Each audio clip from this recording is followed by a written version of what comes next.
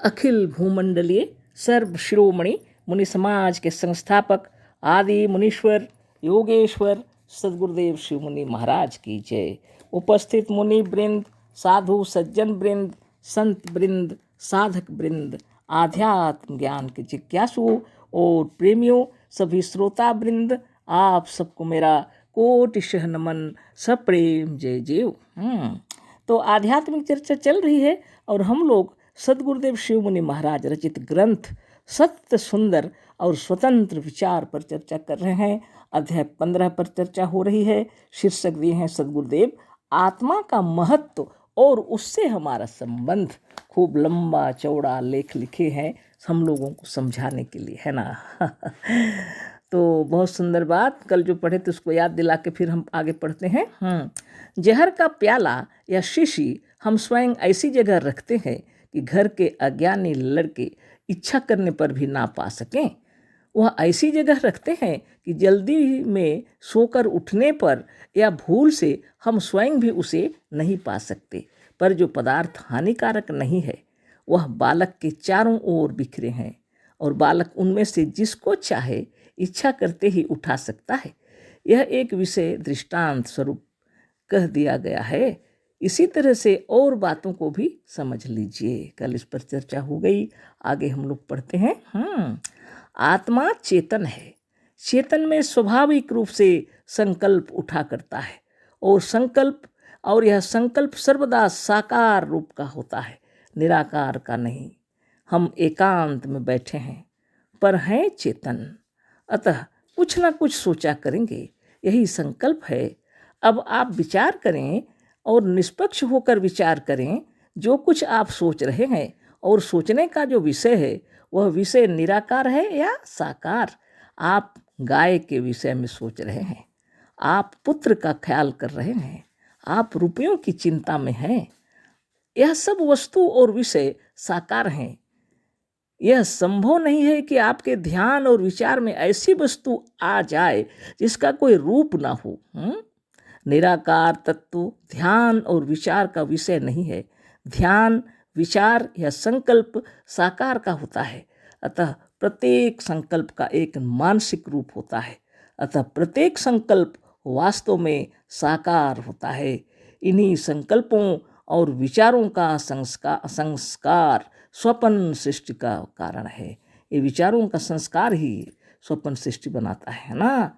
जैसे दो अदृश्य तत्व हाइड्रोजन और ऑक्सीजन मिलकर एक दृश्य और स्थूल तत्व पानी बन जाते हैं, उसी तरह से असंख्य और अनंत प्राणियों के सूक्ष्म से सूक्ष्म संकल्प ही धीरे धीरे स्थूल सृष्टि में परिणत हो गए हैं। इस स्थूल सृष्टि का गूढ़ तत्व समझने के लिए ही नित्य स्वप्न होता है। जैसे जब तक स्वप्न है तब तक स्वप्न सृष्टि सत्य मालूम होती है, उसी तरह से जब तक यह जागृत है यह स्थूल सृष्टि सत्य मालूम होती है। पर वास्तव में दोनों संकल्प मात्र हैं। दोनों सृष्टि हमारी ही या हमारी आत्मा की बनाई हुई है। हम स्वयं सृष्टि करता है, हम स्वयं सर्वशक्तिमान ब्रह्म हैं। आत्मा में अपार बल है। जो ऐसी आत्मा को किसी का गुलाम समझता है वह आत्महनन है, वह अपनी आत्मा का हत्यारा है, वह कभी मुक्त नहीं हो सकता। इन्हीं बातों को कई कई बार सदगुरुदेव समझाए हैं हम लोगों को, है ना। इसलिए हम इसको पढ़िए कि हमारा संकल्प क्या होता है, साकार होता है। हम चेतन हैं, हमारा कोई आकार नहीं दिखाई पड़ता। जब हम शरीर धारण करते हैं तब दिखलाई पड़ते हैं। हमारा मन निराकार है वो, लेकिन संकल्प करता है साकार, है ना। बहुत समझाए हैं सदगुरुदेव। जैसे हाइड्रोजन और ऑक्सीजन दोनों मिल करके ये अदृश्य पदार्थ जब बदल जाते हैं तत्व में पानी बन करके स्थूल हो जाते हैं। ऐसे अनेक सूक्ष्म विचार सृष्टि करते करते स्थूल जगत में आ गए, स्थूल बन गए हैं, है ना। सदगुरुदेव कहते हैं यही आत्मा ही सर्वशक्तिमान है, ब्रह्म है। हम ही ब्रह्म हैं, आप ही ब्रह्म हैं, सभी ब्रह्म हैं। इस बात को तत्व से समझाने के लिए इतना लंबा चौड़ा लेख लिखे हैं गुरुदेव, है ना। कितने सुंदर तरीके से बताए हैं कि आत्मा चेतन है। चेतन में स्वाभाविक रूप से संकल्प उठा करते हैं और यह संकल्प सर्वदा साकार रूप का होता है। जो कुछ भी चिंता आप करते हैं साकार होता है ना। तो बहुत बड़ी बात है। जो ऐसी आत्मा को किसी का गुलाम समझता है वह आत्महनन है। वह अपनी आत्मा का हत्यारा है, वह कभी मुक्त नहीं हो सकता। तो इतना समझाने के बाद भी यदि व्यक्ति अपने आप को गुलाम समझेगा और ईश्वर नाम का एक कल्पना किया हुआ है उसी के पीछे जीवन अपना मने समर्पित कर देगा, तो उसके विषय में हम कुछ नहीं कह सकते। लेकिन सद्गुरुदेव जो शिक्षा दिए हैं उसको धारण करके नित्य योगाभ्यास कीजिए, आत्म अनुभव हो जाएगा, है ना। तो आगे हम लोग पढ़ते हैं। जिन पदार्थों के लिए आप जान दे रहे हैं वह सब आपके बनाए हुए और आपके गुलाम है ना। जिन पदार्थों के लिए आप जान दे रहे हैं वो आप ही के बनाए हुए हैं, आप ही के गुलाम हैं। अपने आत्मदेव के अपार बल को स्मरण करके सबके सामने हाथ पसारना, घर घर भीख मांगना और देवताओं के सामने नाक रगड़ना छोड़ दो।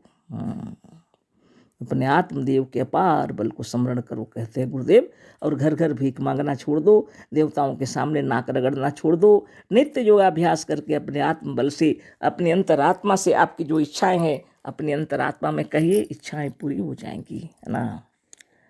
समय जहाँ लगे लेकिन इच्छाएं अवश्य पूरी होती हैं। जो दूसरों के सामने प्रार्थना करता और दूसरों से सहायता मांगता है वह अपने को बहुत नीचे गिरा देता है ना।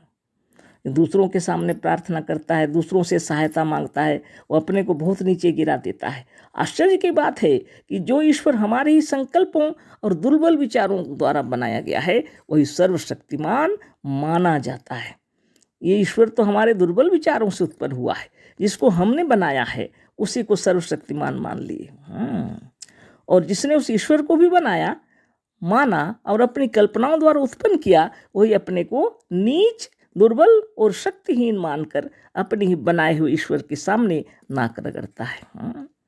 ईश्वर को उसने बनाया, दुर्बल विचारों से शक्तिमान बनाया और अपने को खुद स्वयं बनाने वाला स्वयं उसका गुलाम बन के बैठा है और ईश्वर के सामने नाक रगड़ रहा है, अपने शक्तिहीन और दुर्बल मानता है।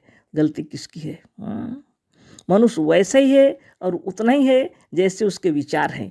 इतना इस ग्रंथ को पढ़ने के बाद भी अगर मस्तिष्क के अंदर यह नहीं घुसता कि आप स्वयं ब्रह्म हैं, तो समझ लीजिए आपका मुक्त होना मुश्किल है।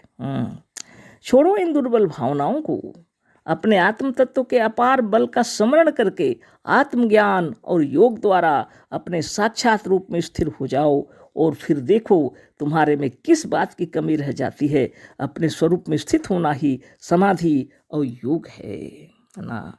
बहुत सुंदर समझा दिए सद्गुरुदेव। सारी दुर्बलताओं को छोड़ो, कहते हैं अपने आत्म तत्व के अपार बल का स्मरण करके आत्मज्ञान और योग द्वारा अपने साक्षात रूप में स्थित हो जाओ, स्थिर हो जाओ और फिर देखो तुम्हारे में किस बात की कमी रह जाती है ना। अपने स्वरूप में स्थित होना ही समाधि और योग है। अपने सच्चे स्वरूप में स्थित होना ही समाधि और योग है ना। धन्य धन्य सद्गुरुदेव शिवमुनि महाराज की जय। इन्होंने इतने सुंदर तरीके से हम लोगों को ये बात की जानकारी दी कि सारी संकल्प शक्ति आपके अंदर से ही है ना। आप चाहे आप निराकार ही क्यों न हो, पर आपकी संकल्प शक्ति आपके अंदर जो उत्पन्न होती है वो तो साकार होकर के उत्पन्न होती है और उसी का संस्कार स्वरूप स्वप्न दिखलाई पड़ता है। और यही समस्त आत्मा के संस्कार स्वरूप सूक्ष्म रूप ही स्थूल जगत बना करके खड़े हैं। दोनों आपकी सृष्टि है। सूक्ष्म रूप में स्वप्न भी आपकी सृष्टि है और जगत जो है यह भी आपकी सृष्टि है। इसके सृष्टिकर्ता को आप ढूंढ रहे हैं, है ना। और सद्गुरुदेव कहते हैं आपकी दुर्बल मनोकामना ने, आपकी दुर्बल इच्छाओं ने ईश्वर की कल्पना कर डाली और आप उसको सर्वशक्तिमान समझ करके और अपनी ही कल्पना के पीछे नाक रगड़ रहे हैं, है ना। इससे मुक्त नहीं होगा, मुक्ति नहीं होगी। आप अपने अपार बल को समझिए और इधर उधर भीख मांगना और नाक रगड़ना छोड़ दीजिए। नित्य योगाभ्यास करना चाहिए, है ना। सबसे बड़ी शक्ति आपके भीतर छुपी हुई है ना। सबसे बड़ी शक्ति और सबसे बड़ी बात तो यह है कि स्थूल जगत में आए हैं तो संसार में सबसे मिलने जुलने के लिए आए हैं। यहाँ जगत में आए मतलब माता पिता भाई बहन गुरुजन अड़ोसी पड़ोसी मित्र बंधु बांधव सखा। अब जितना आगे बढ़ते जाएंगे उतने मित्र दोस्त या संपर्कीय बढ़ते जाएंगे। स्कूल कॉलेज हो या कोई ड्यूटी हो या कुछ भी हो, आप जिस क्षेत्र में जाएंगे वहाँ लोगों की भरमार मिलेगी आपको। आज विश्व जगत में आप भ्रमण करने गए हैं तो और कहाँ कहाँ लोगों को भेंट मुलाकात होगी, है ना। यहाँ पर सुंदर विचार के साथ यम नियम का पालन करना है। अहिंसा, सत्य, अस्तेय, ब्रह्मचर्य, अपरिग्रह का पालन करना चाहिए और नियम के साथ रहना चाहिए। शौच, संतोष, तप, स्वाध्याय, ईश्वर प्रणिधान, है ना। आसन, प्राणायाम, प्रत्याहार, धारणा, ध्यान और समाधि। और सबसे बड़ी बात है समाधि क्या है? स्वरूपस्थ हो जाना, अपने सच्चे स्वरूप में स्थित हो जाना। यदि आपने समझ लिया कि आप ही सृष्टिकर्ता हैं, आप ब्रह्म हैं, साक्षात ईश्वर हैं, आप स्वयं आत्मा परमात्मा सब आप ही हैं, है ना, तब आप समझ लीजिए मोक्ष प्राप्त कर लिए आपने, है ना। तो ऐसी बात है, सदगुरुदेव इतने सुंदर तरीके से हम लोग को बतला दिए अपने स्वरूप में स्थित होना ही समाधि और योग है। तो यहाँ तक लक्ष्य तक पहुँचने के लिए नित्य योगाभ्यास करते रहना है। तो आज ये पाठ पूरा हो गया। बहुत ही लंबा चौड़ा लिखे हैं सदगुरुदेव और इस पर जीवन हमारा चलता रहे, है ना, और हम सब धन्य हो गए, है ना। तो कल फिर अलग चर्चा होगी अध्याय 16 पर, योग क्या है। आज इतना ही। सब प्रेम जय जीव, अशेष धन्यवाद, कोटि से नमन। सदगुरुदेव शिव मुनि महाराज की जय।